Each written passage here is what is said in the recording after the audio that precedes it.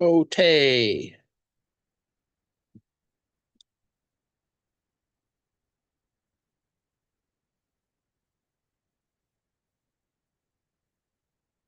Alrighty then.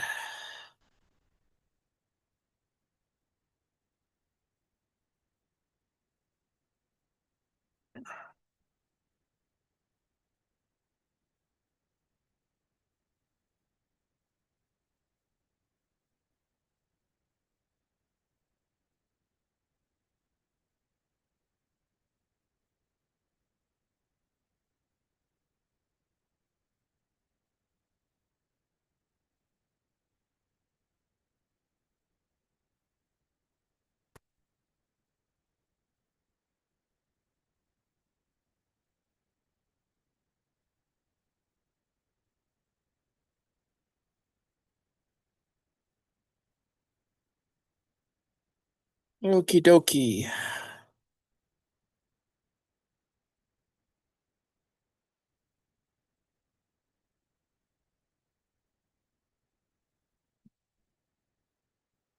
Alrighty. Welcome to Wednesday office hours, 25 February. And as far as I can tell, the live stream is on. Uh,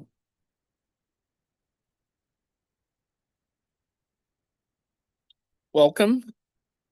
This one is a little more complicated, uh, mainly because I've been collecting things and working through some other ideas that I have. And I will share some of them, not all of them, of course, but a couple, and they're built around this idea that one needs to account for these different definitions of, well, first of all, the way rent is described, and I have a video here that should work through some of that, um, at least from one perspective. And the more important point, of course, is this idea of extraction.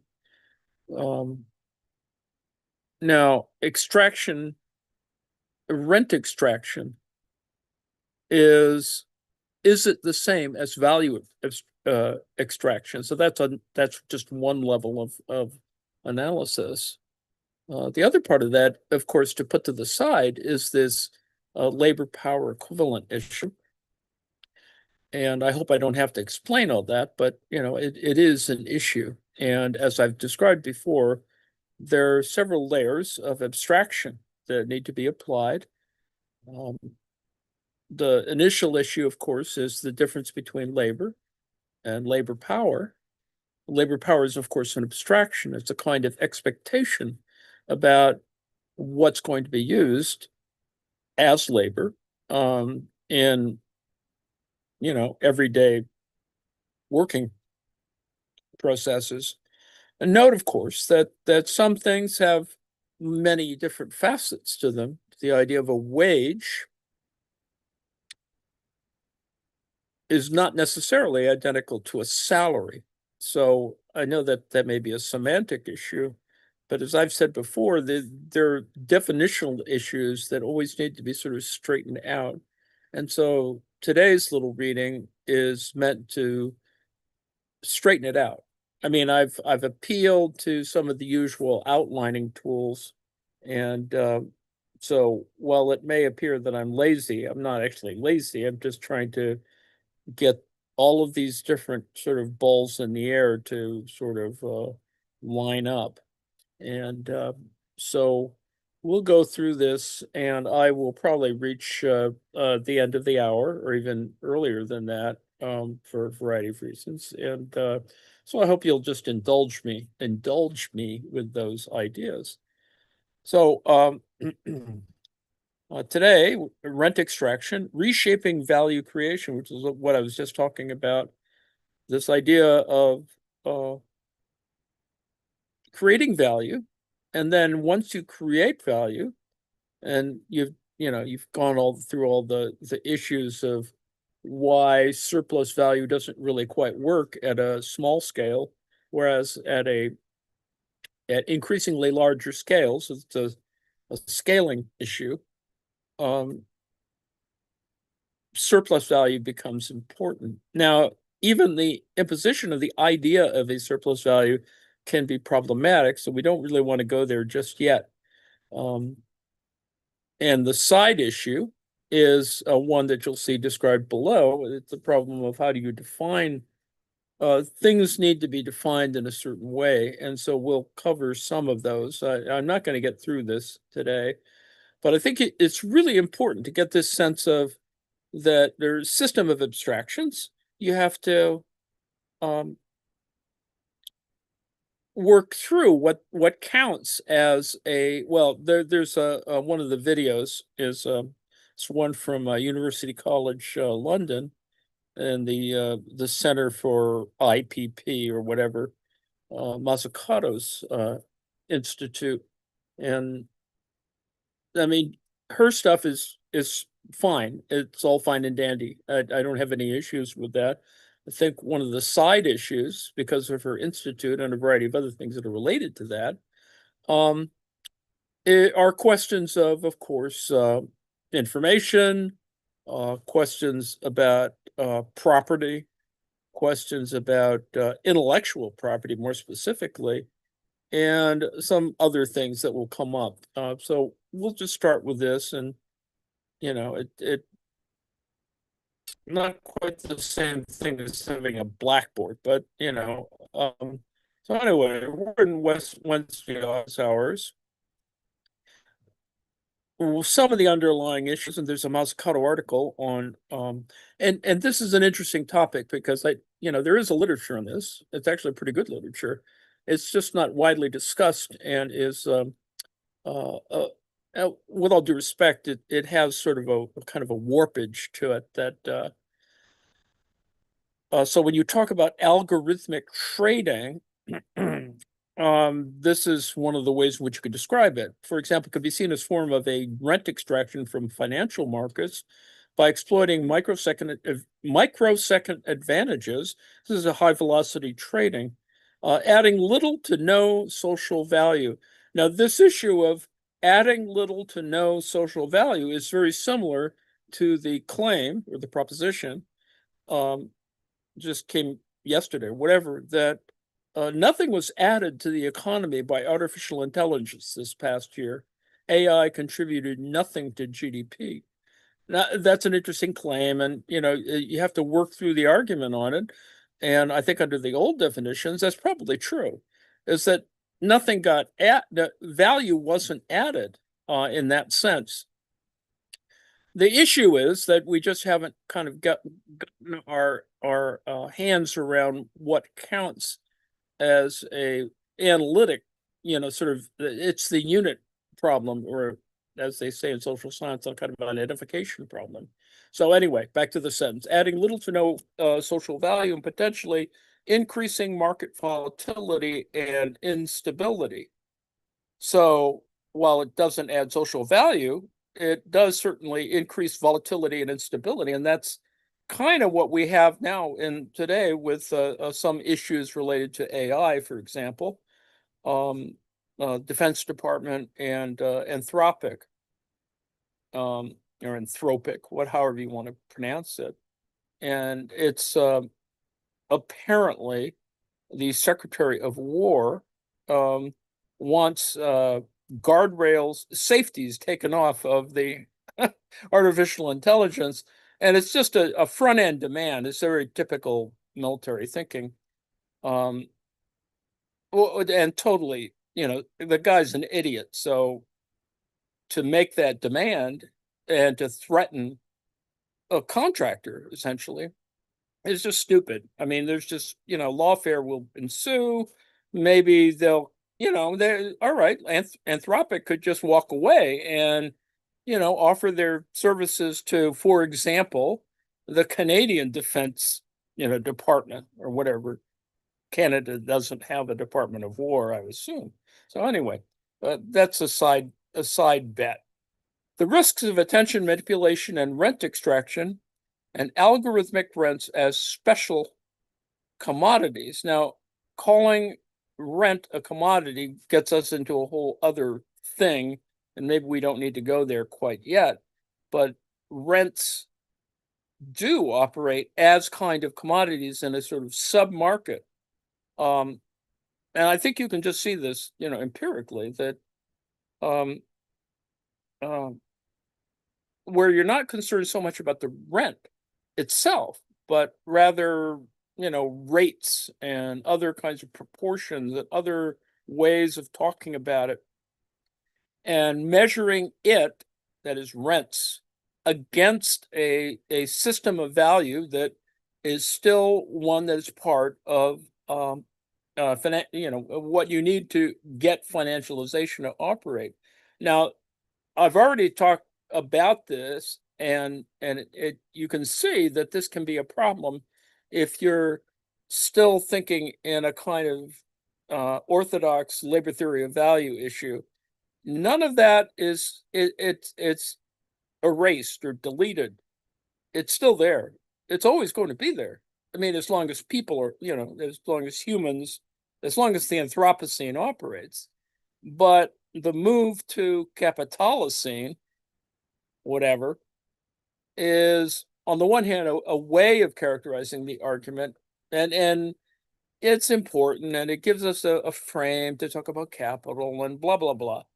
Um, it is important to see that this layering, and I think it's important to just think of it as, what you have, there is Anthropocene. I mean, it just says you sort of, we've fiddled with the geological status of the world, and we keep screwing with it, and we continue to screw with it. So that's not going to change. And in fact, it's going to get worse because there are idiots in charge relative to fossil fuels and et cetera, et cetera.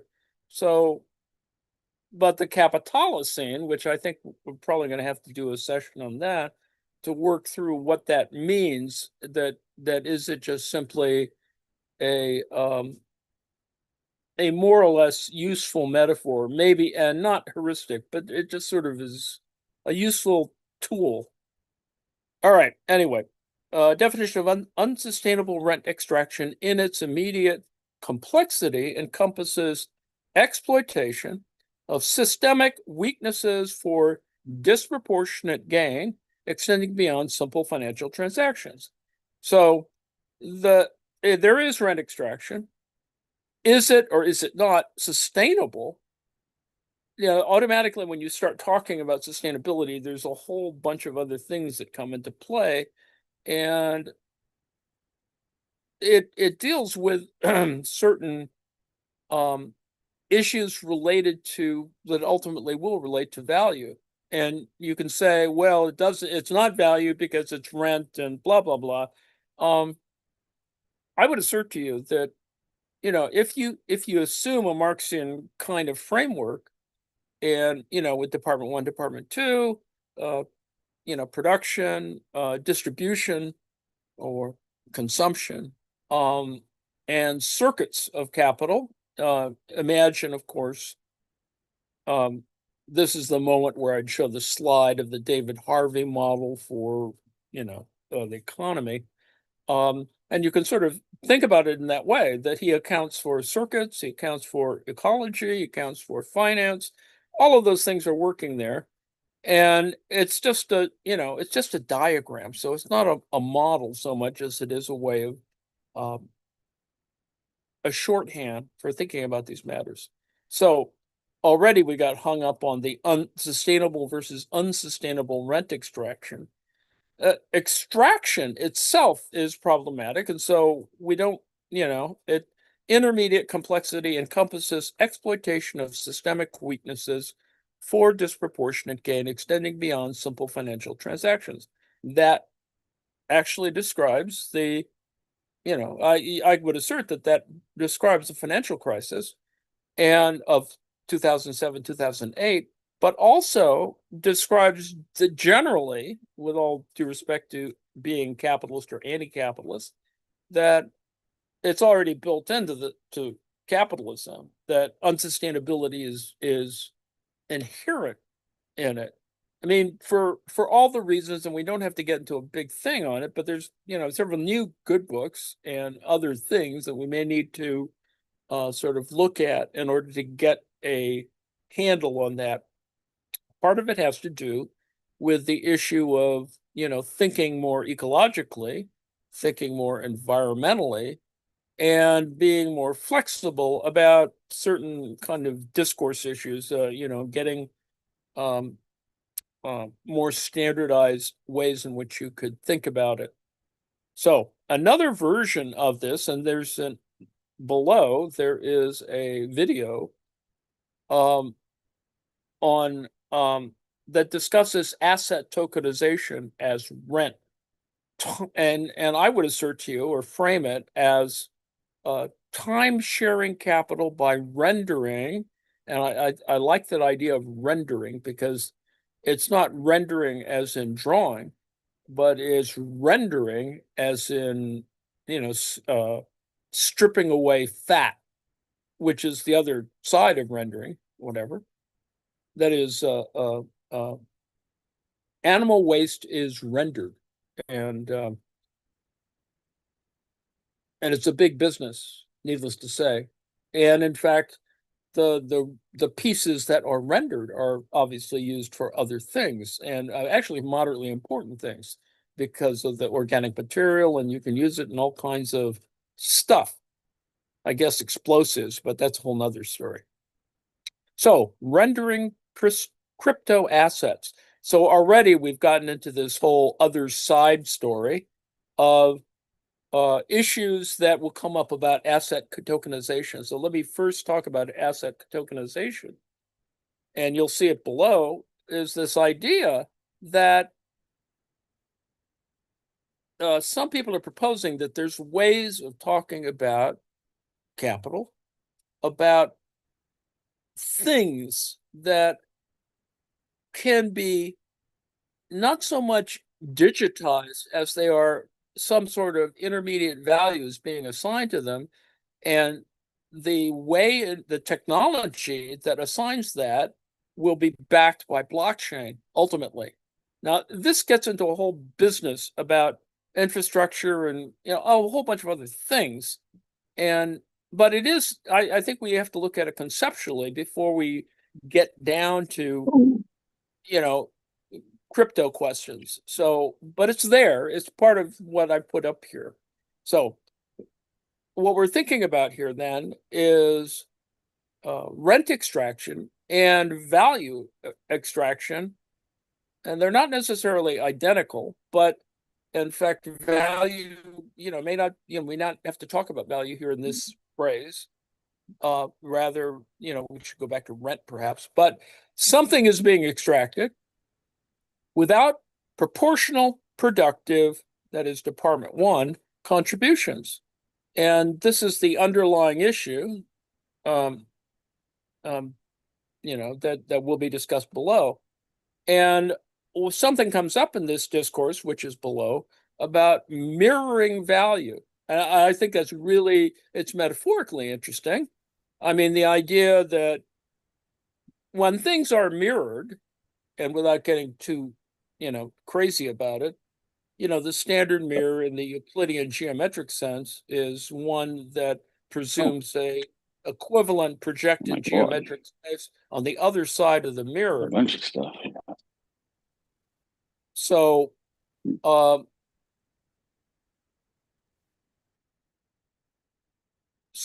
the issue is, so the mirror as a metaphor is important and interesting because it allows us to talk about things that look equivalent, assuming that you have a relatively standard mirror, which operates like a camera obscura in a Euclidean geometry, et cetera, and so it gets, it's inverted if you, use a camera obscura or whatever. And the point being is that there is an equivalence on the other side of the mirrored plane. And that's okay in a Euclidean sense, but if you talk, non-Euclidean, and because you need to talk in a non-Euclidean way, I mean, since we're now in the 21st century, we do need to have to talk about it slightly differently. And of course, there's a whole nother larger discourse around this problem, which deals with quantum stuff. But let's not go there yet. The idea here is this issue of asset tokenization, rent being framed as a kind of crypto asset, is that mirrored in Department 2?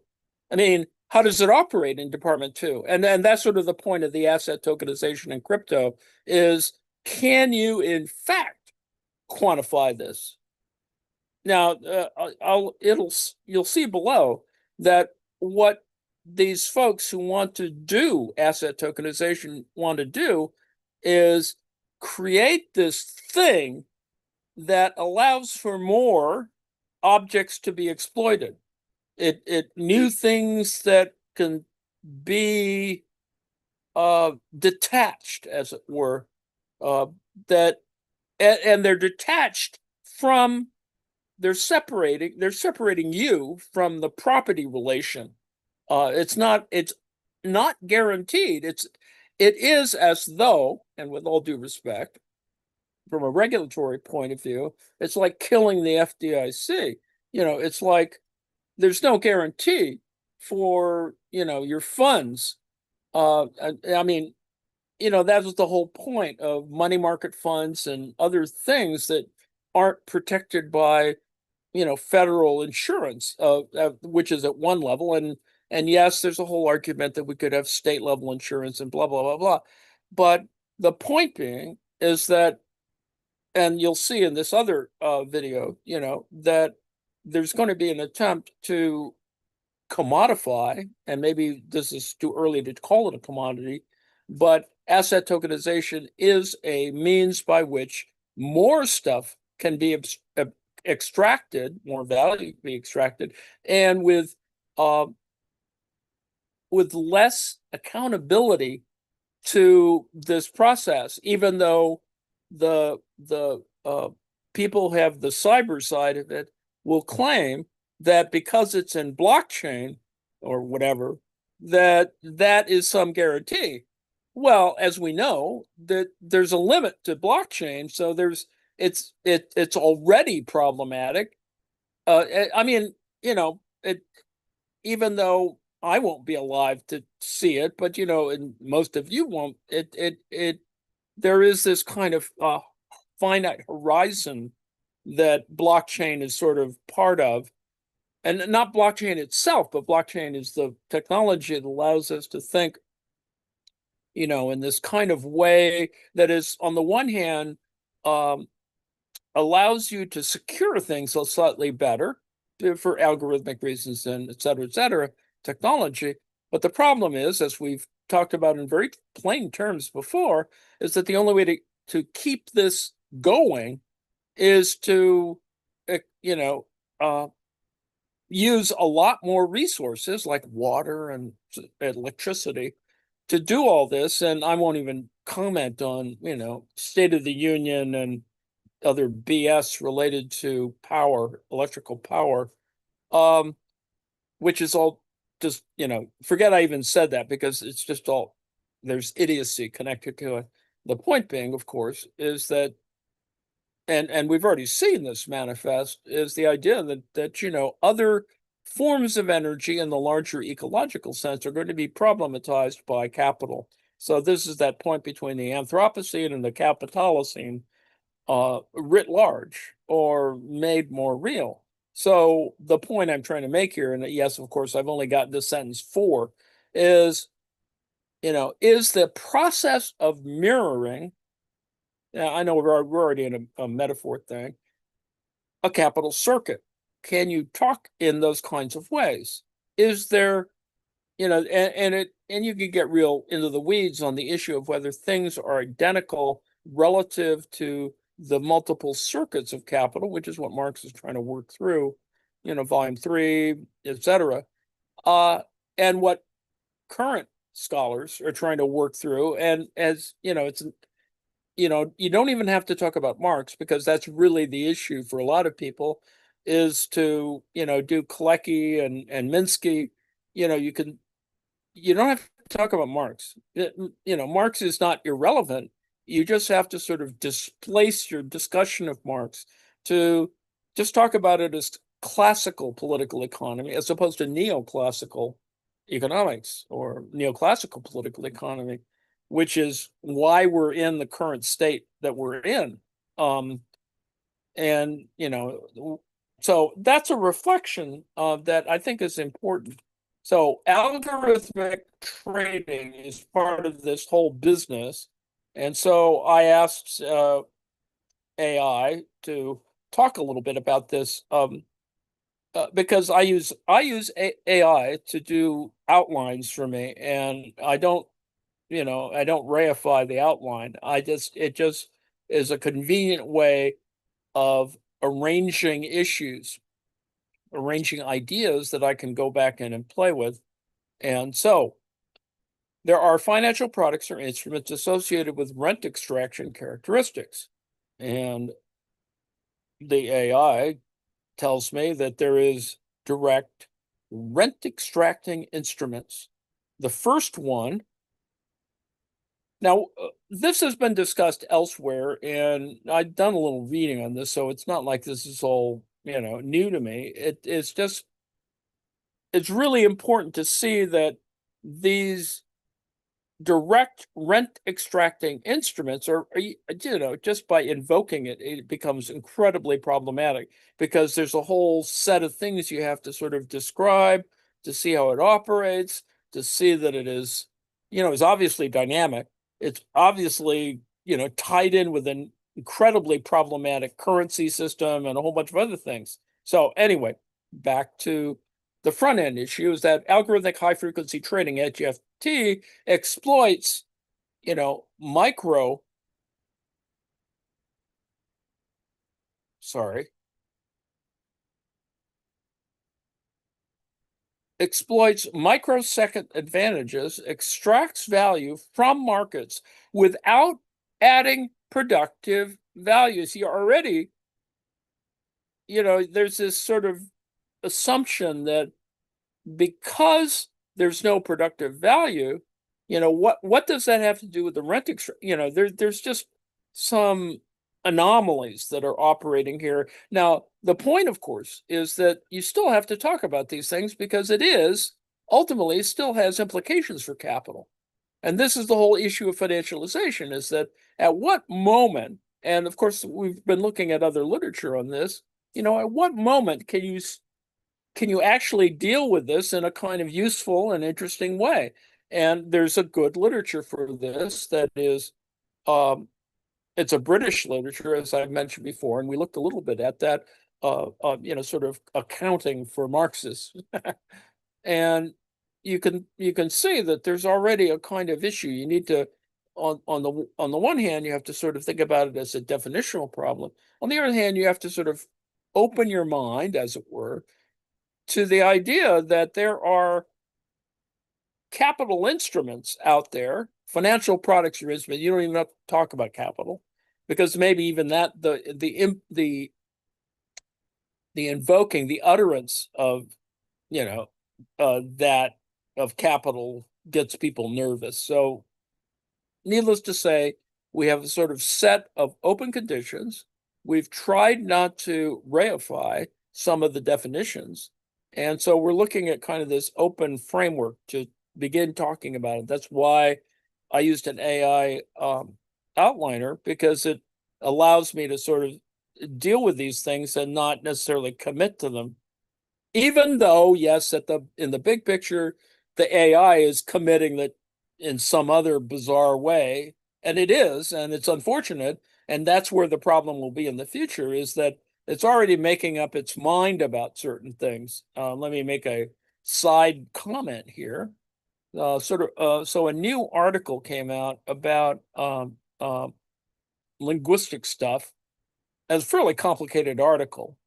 And so I asked the AI to assess the article on the issue of, why are there certain things that sort of leverage, the article doesn't use that term, but leverage sort of meaning in that context. or leverage the concept of universality. And so I asked the question of whether in this article, remember, this is all an aside here, whether, whether there was a resemblance to what Noam Chomsky was looking at in terms of transformative grammar. Now, it came back with an answer in milliseconds, and which was frightening, actually, that it assessed the entire article. It identified the particular problem of whether you're talking about a kind of surface structure or transformational grammar and universals and a whole bunch of other things. And I was a little frightened because it actually did make sense for the most part. I mean, there's other issues, and I wouldn't go relying on the AI to be accurate, but it did do the front end analysis, and that was a little discouraging in some ways because it's a pretty technical article and it sort of did that processing in milliseconds. So anyway, all right. Anyway, back to algorithmic high frequency trading. Now, why is this important? Well, the point that's going to be made below is that things like Amazon, are doing algorithmic trading, not at high frequency, but there's an algorithm going on, and it's, whether it's in Google or whatever, or Amazon, there are algorithms at work. The problem, of course, is that algorithms have been around for a while, and algorithmic thinking is not problematic. I mean, if you really get into it, you begin to think, oh, okay. And, and it is useful and important, and, is a little black box like, particularly as we move further into like quantum computing or whatever. But you can see it in that kind of way. Anyway, see, it takes really a long time to get through this, Doug. Direct rent extracting instruments. First, algorithmic high frequency trading. Second, asset-backed securities and mortgage products. Predatory lending structures that extract wealth from vulnerable populations. That's really the kind of the bottom line is, and what got us what the economy in trouble, not me, in trouble. Predatory lending structures, the whole business of subprime and all that other stuff from 2008. And I refer you again to Michael Hudson, on this kind of issue of the financial sector, creating its own problems. And of course, there's a problematic agency at work that is, and with all due respect, there were banksters at work and nobody went to jail. And these people are still there doing, mischief. And that mischief is going to continue. And it's unfortunate, but, what can that's a whole nother set of questions. Anyway, number 3. Digital platform advertising auctions. Now you can see where this is going to go, right? And we already see this. Amazon, Google's ad systems extract algorithmic attention rents. You see, already we're, getting into a very complicated area about what counts as a rent. Because, rent is this thing, and it, you may want to say that it doesn't register value and et cetera, but there's something going on there, and it does have something measurable. And whether you think of it in this way or you think of it in a kind of structural dynamics way, it's still palpable, let's put it that way.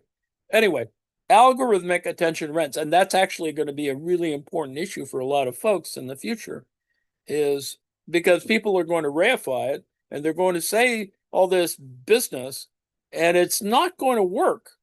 I mean, it's going to work up to a point if you're, a member of Amazon's, for example. I mean, if you're in the system, there's going to be a problem. But outside of the system, the algorithmic attention rent, may not.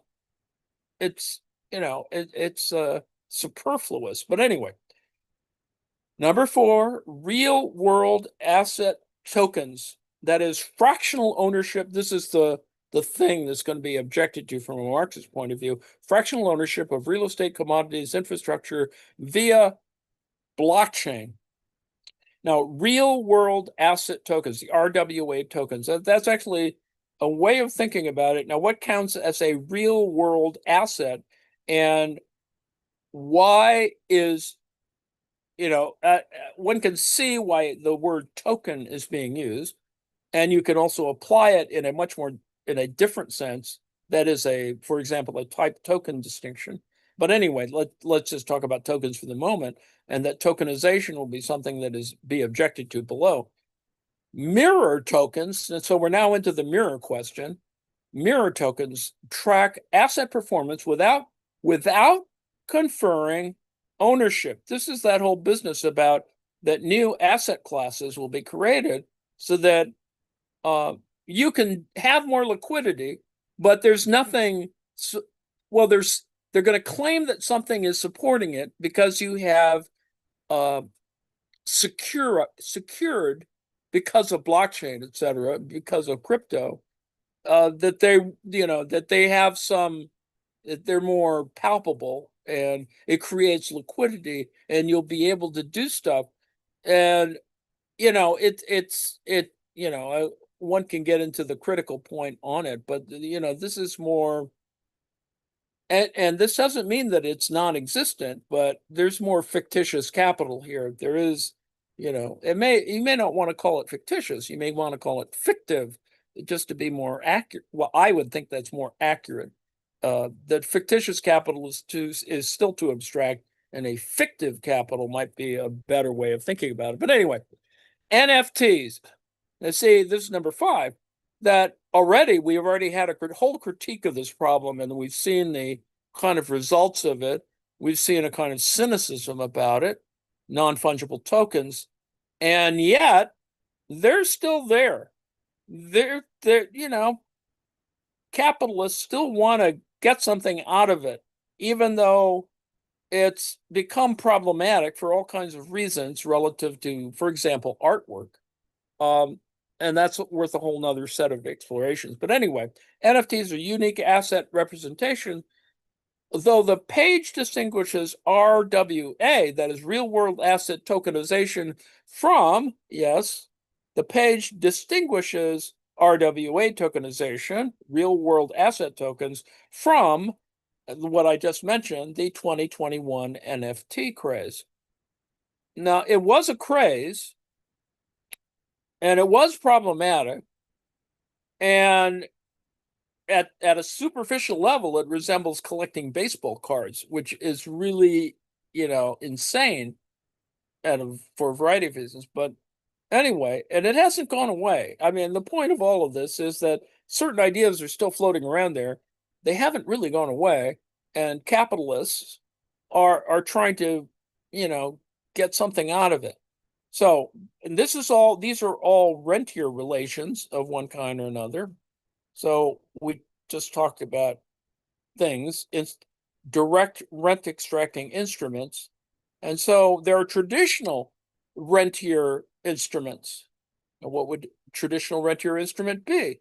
Mortgage, real estate investment products, and it's not, real estate investment products have a whole set of things that make it even more problematic, but we won't go there yet.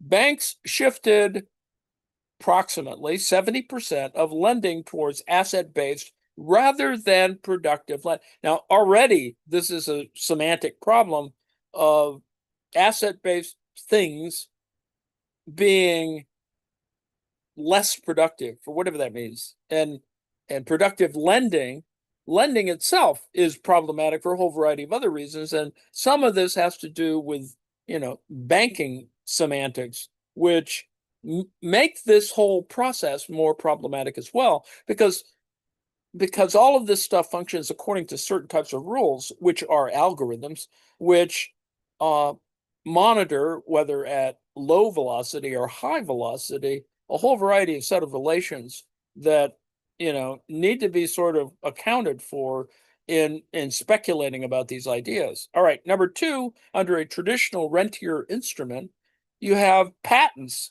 And now patents just came up. There's a whole thing. And the reason why this came up is there's a recent article that's done in January about intellectual property problems between the United States and Europe. It's also, and the article doesn't fully explain why that's also an issue for, the United States and China. But anyway, point being is monetize intellectual property rights, IP, generating rents without ongoing productive contribution. Now, already that's problematic as a statement, but you can see there's something going on here that intellectual property, that is patents, certain, trademarks, registration, blah, blah, blah.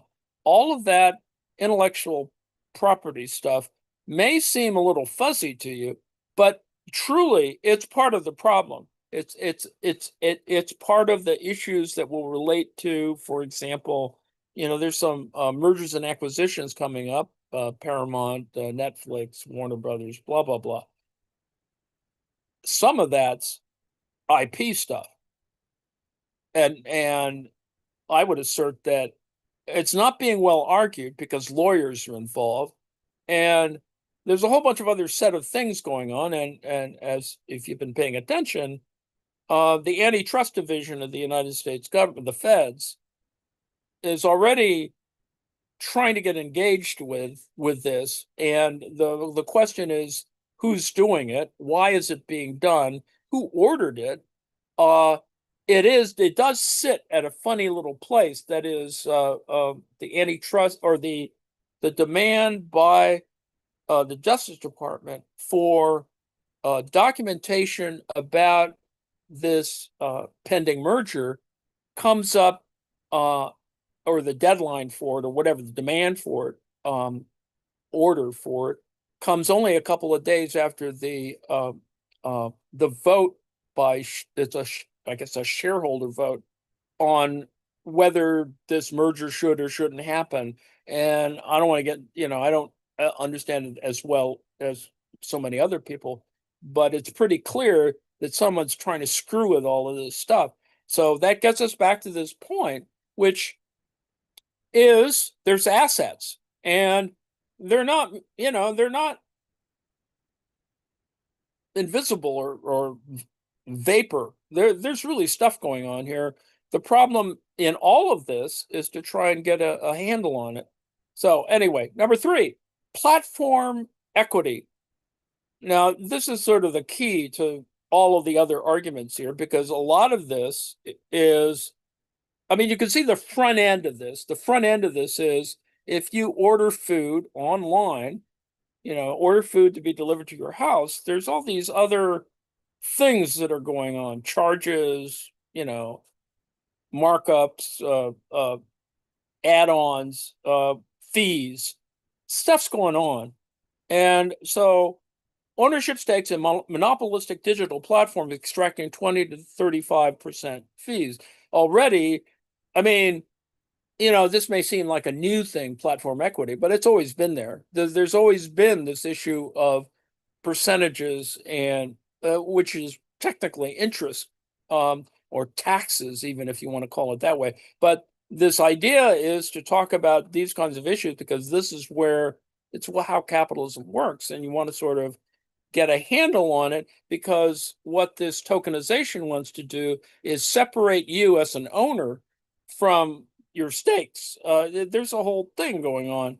And so, what is the so-called tokenization of assets? So this is the front end of the problem, where they're trying to resell essentially it's reselling NFTs to you. But anyway, it is often promoted as a way to, quote unquote, now this is where the semantics is just going to get crazy, and from a discourse point of view, it's really important, democratizing finance.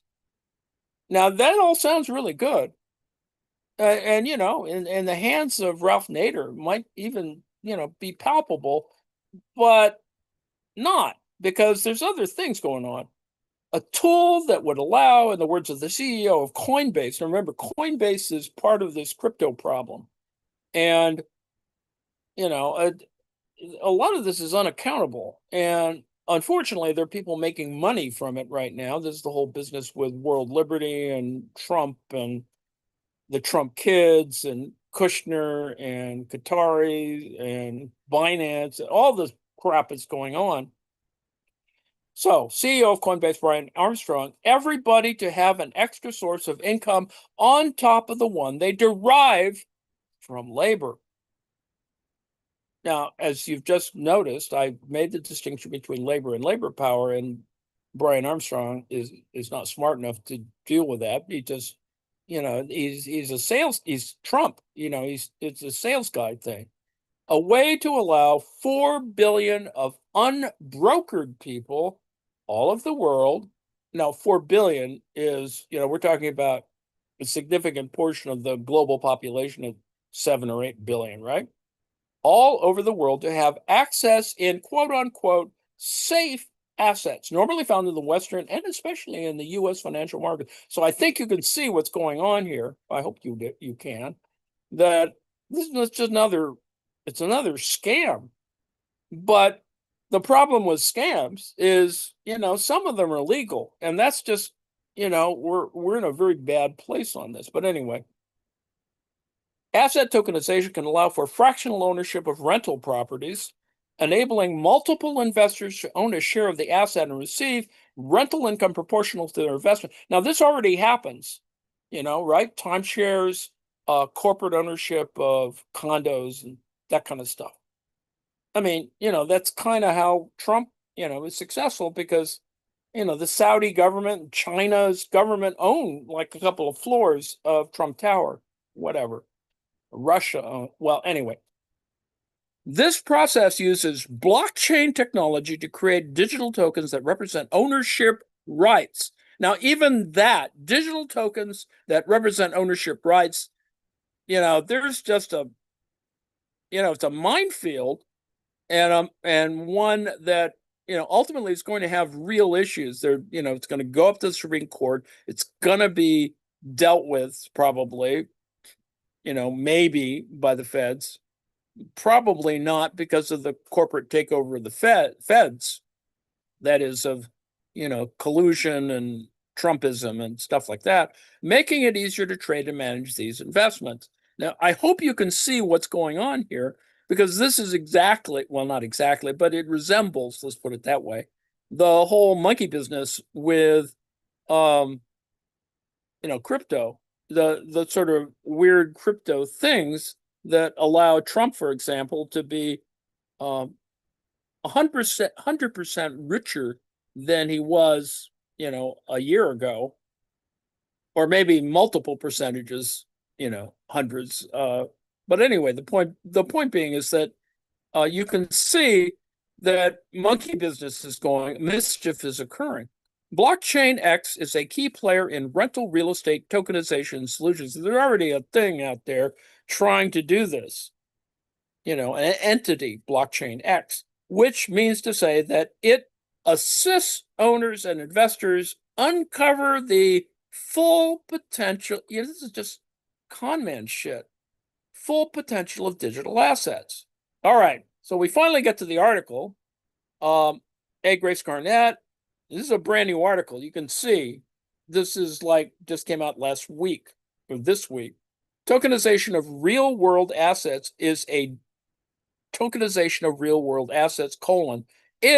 digital transformation underway.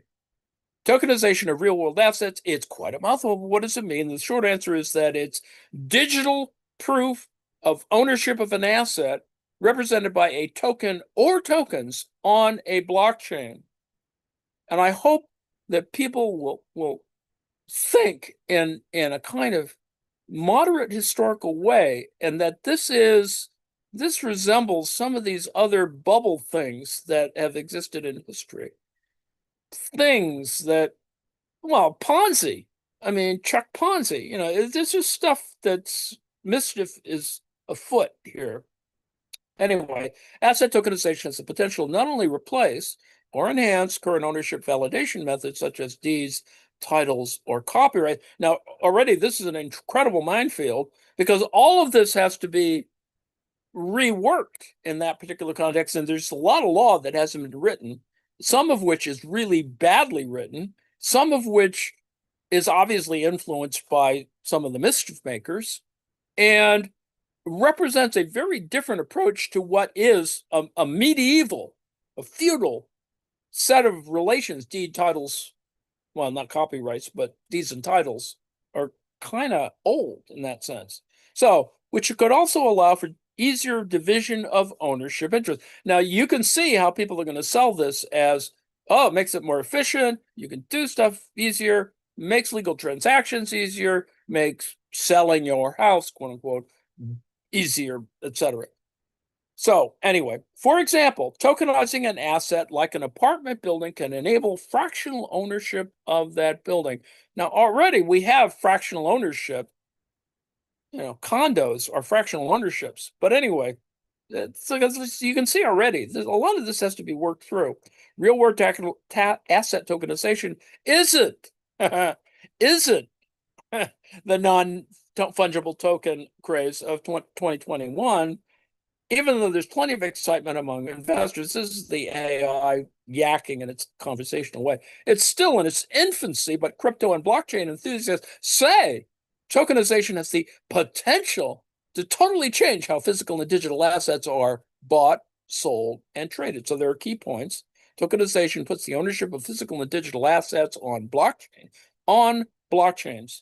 Now, they're not currently on blockchains. This is just remember, all of this is kind of this weird kind of regulatory speculation, and unfortunately, things can move rather quickly, and particularly if you have idiots in charge. But anyway, almost any traditional asset could theoretically be tokenized, but there are risks, and that's the whole point of this. Is this issue of risk. Remember, I just mentioned FDIC. This is about risk. It's all about risks, and there's just so much monkey business going on that really hard to keep a handle on it. But note that there is a difference between, having institutional money, sort of dealt with in a certain kind of way, in terms of investing. Remember my example of your pay stub, that it actually is the key to everything else, and that is that for example, risk gets increased if you suddenly decide that, oh, I don't need to be insured by this stuff, or I need, why should I protect myself from these certain risks? You sort of trust the government, right? Trust Trump when he says shit in public. There's just craziness. The pros of tokenization, increased accessibility, liquidity, and efficiency, should be weighed against the cons. Regulatory uncertainty, technological complexity, and security risks. So already all of these things have been discussed before. And so one needs to get a sense of, how the definitions are being created. So what is asset tokenization? Asset tokenization is the process of converting rights to a physical or digital asset into a digital token on a blockchain. Now, this hasn't happened yet, but this is what they want to do, and you need to get a sense of what that means. The tokenization process can produce either fungible tokens that are readily exchanged or non-fungible tokens, NFTs, that each represent unique assets. Now, they try and tell you this is not the same NFT in the NFT craze of 2021, and I will assert to you that it's the same. It's just, it's the Department of War and the Department of Defense, whatever. The nature of the asset of the desired use case typically determine the type of token that is minted. So there's a functional argument here. A token that is minted, you can already see there's other things going on, because when you talk about minting, you're talking about currency. So there's all this, semantic problems here. Theoretically, many types of real world, and this is why this front end is kind of important. Many types of RWAs, real world assets, could be tokenized. A few possibilities include real estate, residential and commercial properties, undeveloped land, commodities, that is, you know, I mean, it's not necessarily, well, we don't even use pork bellies anymore, but anyway, commodities, oil, agricultural products, that's where pork bellies used to be, and precious metals like gold. And yes, there's stuff going on there. So you could see a few possibilities in terms of uh, tokenization of real world assets. Art and collectibles, that is, and this is where the NFTs went, digital art, that's the NFTs, paintings, sculptures, and rare items. Now, there's already been collapsing here of that these are all equivalent, and they aren't. And they're more problematic when you think about other kinds of issues. Or, for example, there's a royalty law that is part of, dealing with art and when it gets auctioned and sold and shit like that. So there's other issues going on, and anyway, and collectibles are a whole range of things, Sotheby's, etc. Financial instruments, bond stocks, and other traditional securities, though that's fairly obvious. Insurance policies and loans, any type of insurance or traditional loan. Now, note, of course, there's a whole set of monkey business here, right? Of, reverse mortgages, life insurance, blah, blah, blah, blah, annuities, all that shit. So anyway, so that's already pre-existing. Intellectual property, of course, and I just mentioned with the art in reference to the artwork, royalties from music, patents, and trademark, which is a big effing deal when you think about it, right? And this article that is in Brave New Europe, or whatever the hell the article was talking about how Europe can resist um, Trumpian tariff issues by sort of fucking with or screwing with the tariff situation, so that it's a way of resisting the kind of monkey business that's going on with 10 to 15% tariffs and shit like that. So anyway, and then of course obviously luxury goods, watches, jewelries, vintage cars, blah blah blah, wines and spirits, of course, and lest you think that's unimportant, it's why there's like lots of, cellars, wine cellars, that is basements in, China, because they're collecting wine like nobody's business, because it is about investment. It's not that they drink a lot. It is, they're just thinking of it that way, so that there's an entire, for example, a wine market, or always has been an alcohol market in China, but it's gotten, because of, all this class developments and prosperity and blah, blah, blah, there's already this expansion into these kinds of ideas. Anyway, natural resources, water rights, timber, mines, extracted minerals, and mineral rights. So that's fairly obvious what that is. But when you talk about tokenizing it can become something else. And unless you think that's unimportant, you could say, and here's a hypothetical, what if the Bureau of Land Management decided to go to asset tokenization?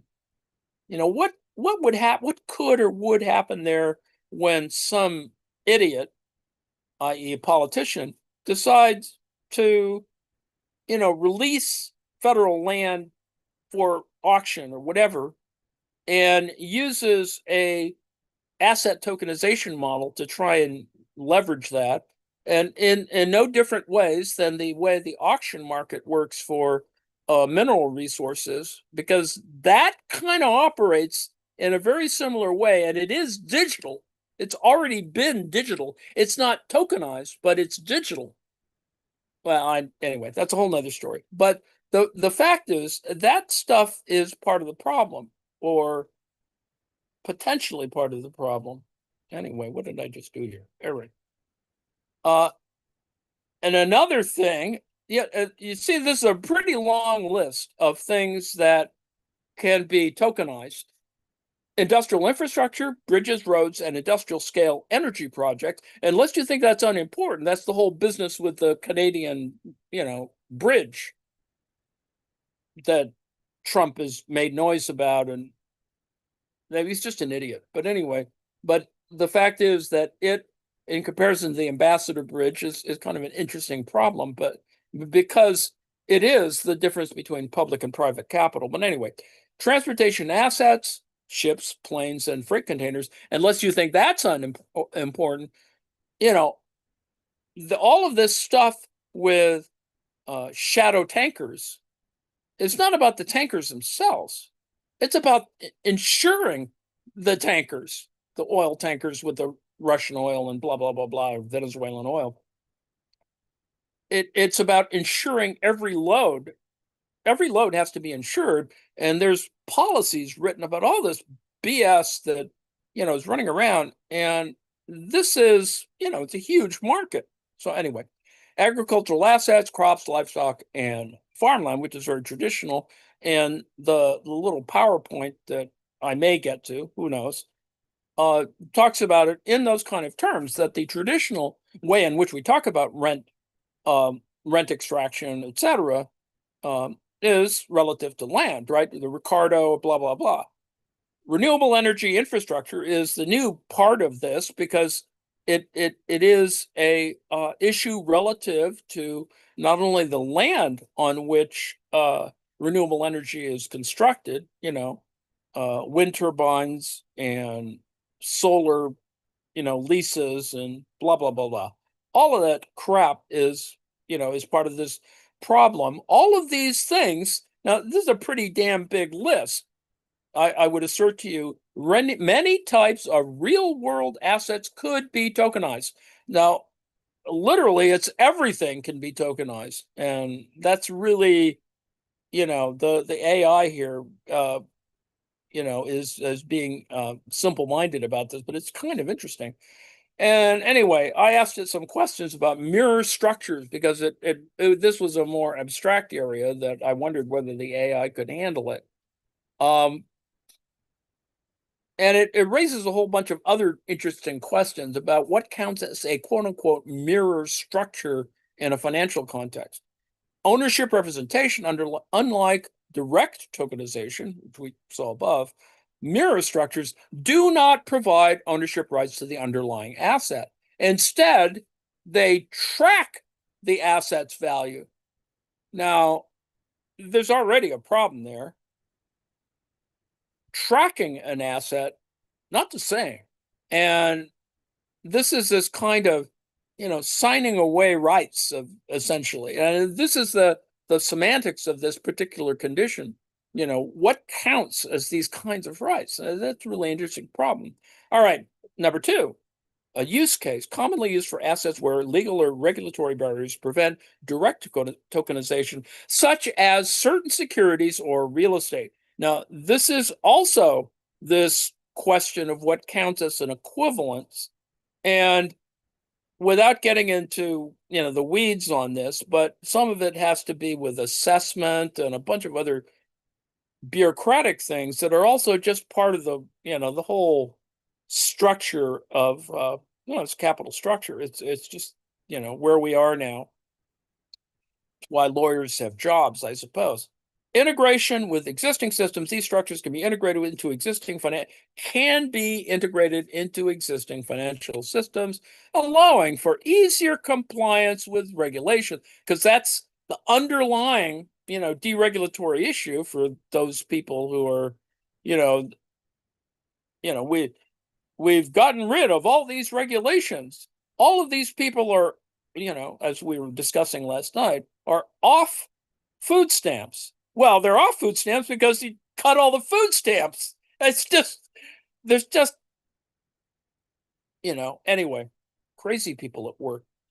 So benefits and risks. This is the system of, risk and return, or risk and reward, and increased liquidity, right? Potential regulatory scrutiny. Now, this is where that other issue comes in, what I just mentioned. Easier access for investors. This is not so much about access as it is about market, about selling crap to people and, the scrutiny over your stuff. And that's a whole nother set of interesting set of questions and not worth talking about now. But, that's the whole issue about institutional investors rather than individual investors, and blah, blah, blah, blah. Lack of ownership rights, and that's the key element here, is this, and it's unfortunate, it's a legal question that that requires a lot more work and intelligence than I have. But these things have to be worked out. Flexibility in asset management. Now that's important, of course, for all the con men, the con people out there, the Trumps out there. And then, of course, the obvious thing, which is why we are currently in a state of massive lawfare where anyone can sue anyone else. And if you watch television, you can see that, that's all commodified too. The black guy who tells you, you're not on the phone yet. You need to call us. You want money, blah, blah, blah, blah. Anyway, it's a kind of really stupid ad, but it's unfortunately effective because I can remember it. So anyway, the article is, and yes, it's a Britannica article, but it's pretty new, and tokenization of real world assets is digital transformation underway. So, the AI points you in a certain direction. Now, this video, which we should get to at some moment, I'm not going to show it. You can watch it. You can think about it anyway, and it's a pretty useful set of interrelations. An interview that with Radhika Desai. Some of you have seen Radhika Desai, she's Canadian, but does work everywhere else. Chicago, England, blah, blah, blah. Tokenization is a form of financial expropriation. So without, rehearsing the argument, although I asked the AI to do it, you can see below. Now, the AI isn't perfect about these things, so you really actually still have to actually watch the damn thing and read stuff. So, the problem is going to be, all this laziness that's going on, cognitive, stupidity building. The video titled, figures you blah, blah, blah, the critical intersection of digital finance and economic power. Tokenization of real-world assets, RWAs, are often marketed as a tool for, quote unquote, democratizing finance, may actually serve, and this is the point, as mechanism for stripping value from the public and traditional economies. And so this is the AI at work. In the segment, Desai argues that tokenization is not merely a technological evolution, but a political and economic strategy. See, every little, all my snide comments above are talking about the problems of political economic strategy. By converting physical assets like land, commodities, or infrastructure into digital tokens on a blockchain, financial institutions can bypass traditional regulations and, quote unquote, liquefy assets that were previously, already this is problematically stated. But anyway, Desai posits that this process facilitates, and this is the key word, of course, for Marxists, is the question of expropriation. And let me stop here for a moment and say, this is the fundamental underlying issue for Marxists is about the question of what counts as expropriation and what is expropriation's relationship to estrangement and alienation. And note, of course, to remind you, alienation is a term that does refer to land. Ultimately, it's still about rent, so these separating ideas are kind of there. Now, on the one hand, you can argue, well, it's just parasites, they're capitalist parasites, but it's more than that. And, we're all, implicated in this thing anyway, because we all have credit cards and bank accounts and et cetera, et cetera. The taking of property from the many to benefit a few by deepening the reach of speculative finance into the fundamental building blocks of society. So, it's a kind of perhaps a negative or cynical approach, but it's one that we need to do. So Desai's article, Myth of Democratization, Desai challenges the idea that tokenization helps small investors. You see, that was sort of the sales point of Coinbase. Small investors, this is, all the penny stock idiots. Not really. You see, this is all mythical crap.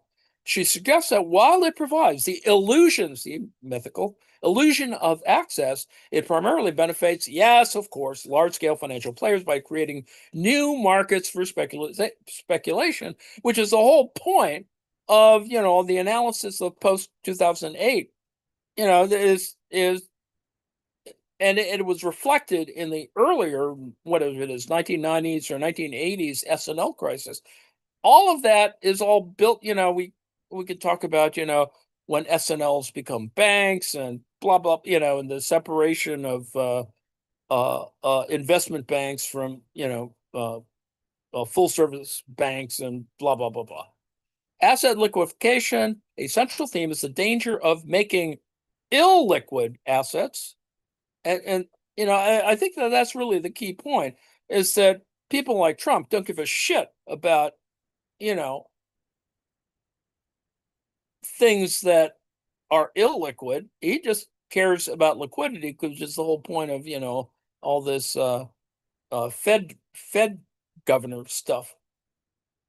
Asset liquefaction, essential theme is the danger of making illiquid assets like public housing or natural resources. See, we're already into the rent thing. Liquid.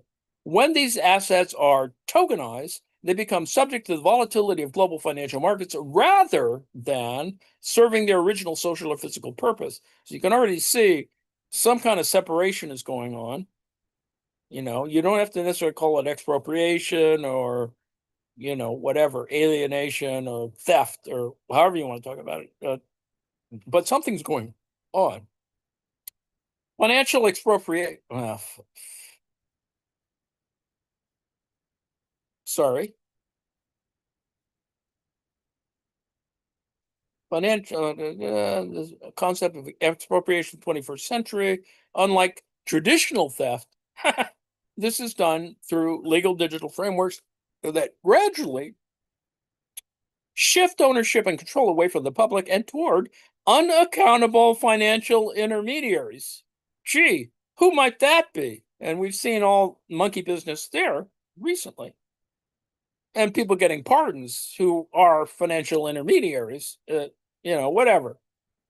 Geopolitical implications. As a geopolitical economist, Desai links these financial shifts to broader power struggles, noting how Western-dominated financial technologies attempt to maintain hegemony by harvesting value from global assets. And it really is the key point for people looking at this from a geological way.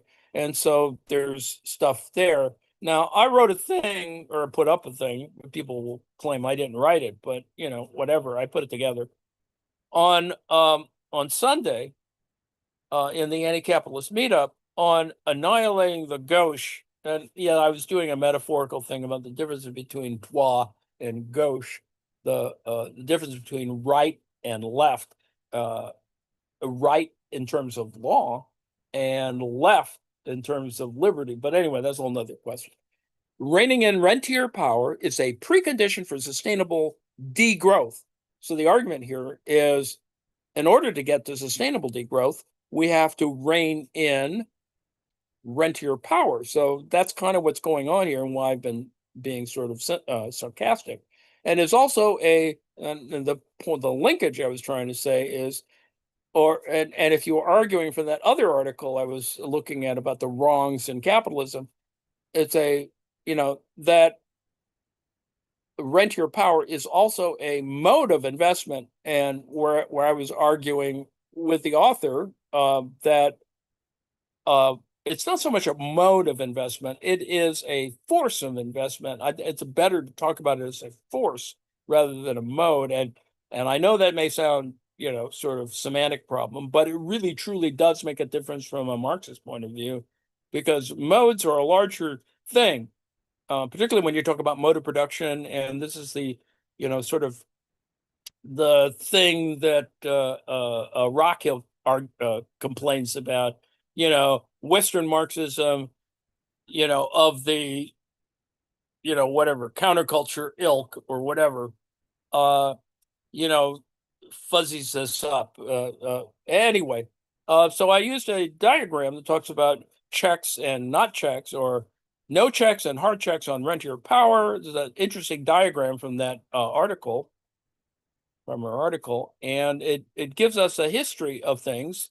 And if you look at the details, it's about the difference between neoliberal capitalism, the welfare state, and other things that are part of the kind of axes of no resource constraints, guardrails, as it were, and hard resource constraints, voluntary or involuntary.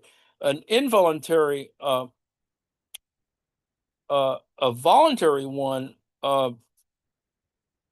well, anyway, are the questions of disaster versus design, essentially. Some things, you have certain amount of agency in.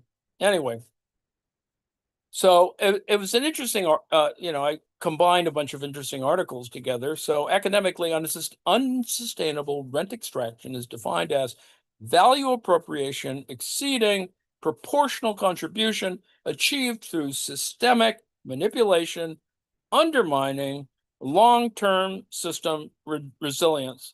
So ecologically speaking, or sustainably speaking, you can see there's something going on here, and it's a problem, and it has to do with things like expropriation, appropriation, and it's anti-democratic, exceeding proportional contribution. This is what Piketty is talking about, the difference between wealth building or intergenerational wealth and distribution of that wealth, relative to classes. Of course, Piketty doesn't talk about classes in that way, but it is a class argument.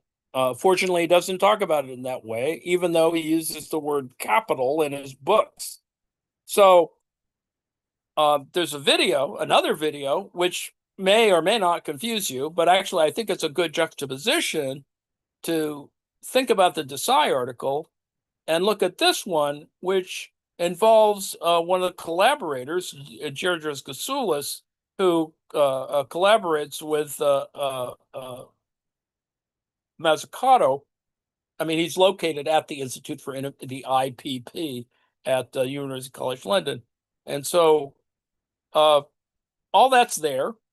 And then I put in some other articles on digital feudalism, which addresses Varoufakis's kind of deal. Anyway, there's slides that go with the above video with Georgios, or whatever his name is, Gassoulis, Georgios Gassoulis. And these are the slides for it. So, and there are 10 slides.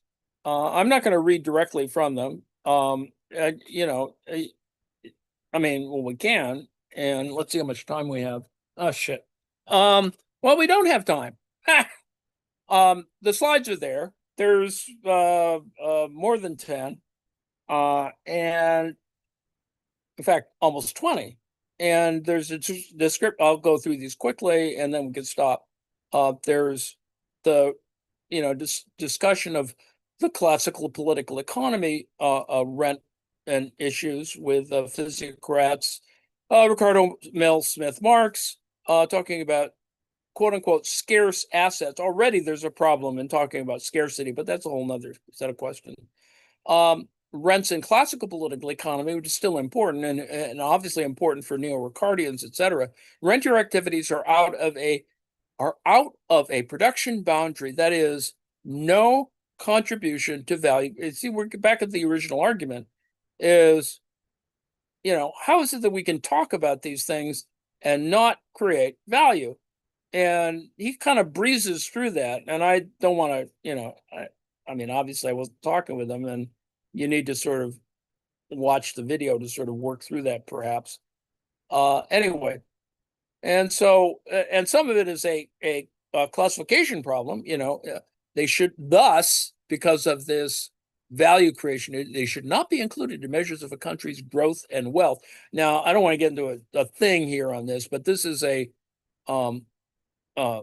definitional problem that Mazzucato and Christopher's Brett Christopher's need to sort of work through, and they don't. Well, needs to be argued through anyway.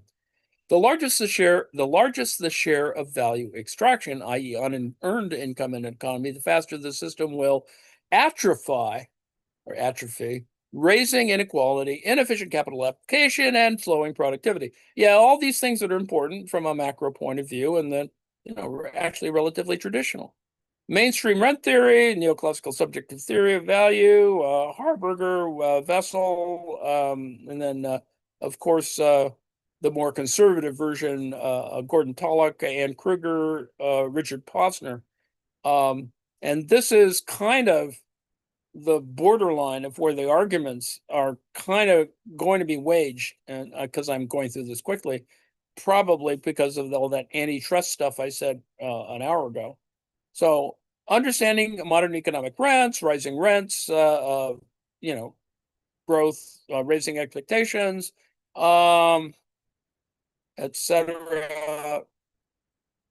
Yeah, he goes through the standard argument, overproduction, underconsumption arguments. Not the thing is, this is popular in some literatures about, and I think Hudson talks about this, profit squeezing.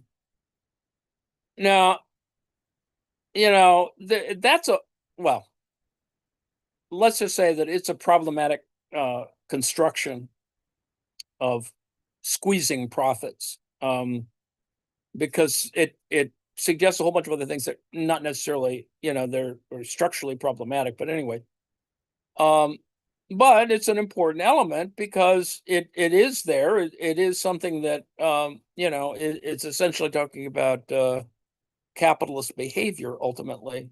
And so there's a thing above about data questions, and then rents and rentier models across sectors, land and financial rents, natural resource rents, which is what I've been talking about more recently, and some of the underlying issues, which are much more complicated, but this is the reasonable outline. The centrality of natural resource production, oil and gas, allows renters in such sectors to lobby in order to preserve their position, which is what the current government is doing. Significant economic, environmental, and social costs in resource-rich developing countries, and there's more to be discussed there. And yes, there's even graphs. And then, of course, financialization, which is the 2008 modeling of all of these problems, post 2008. And then the thing that's important to Mazzucato, because that's kind of her little, research thing, is group, whatever department, school is talking about, is innovation issues. And she has really a bunch of interesting folks who are connected to this. And then there's conferences and literature and blah, blah, blah, blah.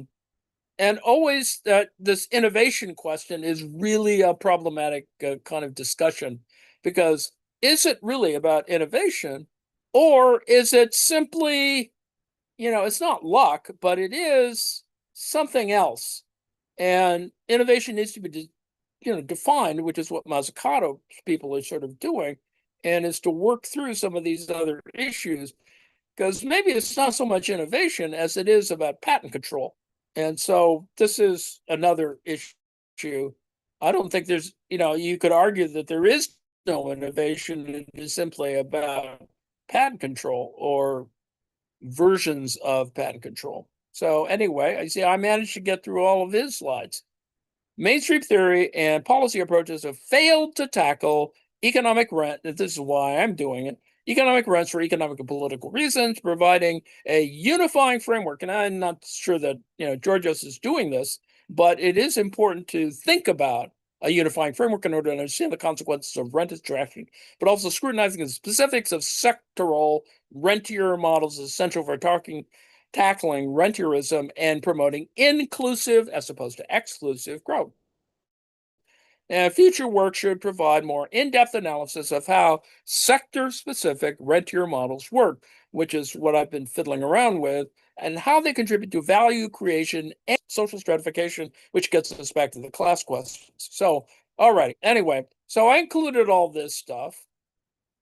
There's a Mazzucato reference here, Mariana Mazzucato, and you can see that Giorgio co-wrote the thing. So that's where the slides come in and where the little video comes in. So there's that. I included some other stuff. The AI was, well, this wasn't AI, but, and then I included a thing by uh, uh, well, I included a thing on unsustainable rent extraction, and then I included a thing by David Harvey, who's talking to Doug Henwood on stuff, and that's interesting only because Harvey is sort of thinking about this as well. He thinks of it more in general terms, but he describes it as being important. And yes, there was a little AI above there. Um, so I'm almost to the end. Um, so what we've looked at is rent extraction and asset tokenization. And the key point, the AI summarized it for me, which is very nice. Web page examines, this is this entire thing I just went through, how modern financial instruments and digital platforms extract value without proportional productive contribution, highlighting risks of systemic instability, inequality, and sustainability economic practices. You can see actually how the AI works and how it picks out phrases to, how its algorithms work to do that, which is always amusing to me. But anyway, so there are key details, et cetera, et cetera. Why does it matter? Which is always an interesting question that the AI doesn't care, but it always asks the question. And then rent extraction as unsustainable. Can algorithmic attention rents? Ultimately, this gets back to our original front end question, and that is algorithms and attention. And it's not so much about attention itself as it is, this idea of quasi ownership, the quasi ownership that is the result of, for example, subscriptions are kind of a quasi ownership or a rent that is currently the problematic element. And then I did a few other things, and of course, got to the end. Thank you very much. So you may want to ask some questions, don't or whatever. We talked about rent extraction, reshaping value creation. It's the link, and I put a link in the chat. Is in Discord to Wednesday office hours 2:25, and I probably should have done a whole another video to try and straighten some of this out. I think you can see where I was headed to with this. That is, there are problems of abstraction, more specific elements about terminology, however you want to call that. They're lexical problems, but there are also conceptual problems as well that need to be worked out.